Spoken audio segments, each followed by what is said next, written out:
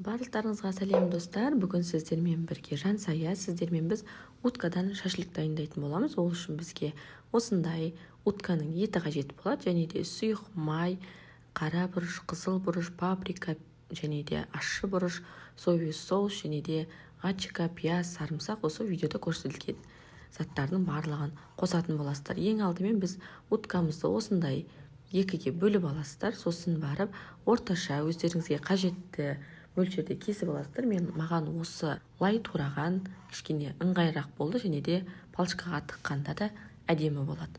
Сондықтан мен осылай төрт бұрыш қылып турап алдым. Барлығын жақсылап турап алған соң, оның үстіне біз пиязымызды, чесногымызды салып аламыз. Міндетті түрде егер арнаға тіркелмеген болсаңыз, тіркеліп алуды ұмытпаңыз.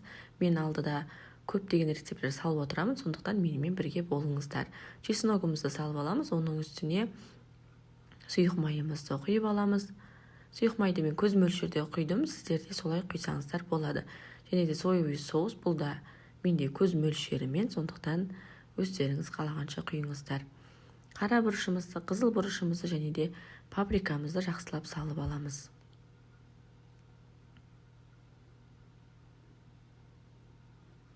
Және де кетчупымызды, майонезімізді де қосып саламыз. Келесіде мен сіздерге қандай рецепт түсіргенімді қалайсыздар, комментарияға жаза кетіңіздер. Міндетті түрде мен жасап көрсететін боламын. Және де ачикамызды аз мөлшерде қоссаңыздар жеткілікті, өте көп қоспаңыздар, ашып кетеді. Және де кішігіне тұз қосыңыздар. Және де барлығын жақсылап қолмен араластырып аласыздар.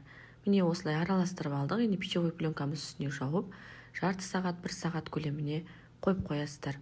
Менде осындай шашлык пісіретін үйде бар, сондықтан осындай мен пісіремін. Бұл электронный тоққа тығып істелінеді. Барлығын осылай тізбектеп тығып шығасыздар. Негізі осы май жағын бірінші тығып саласыздар. Сосын май ет болып тұру керек. Міне біздің шашлыктеріміз дайын, енді пісіруге жібереміз. Міндетті түрде жасап көріңіздер. Арнаға тіркелмеген болсаңыз, тіркеліп кетуді ұмытпаңыз. Өте дәмді болып шығады, осы рецептпен жасаңыздар.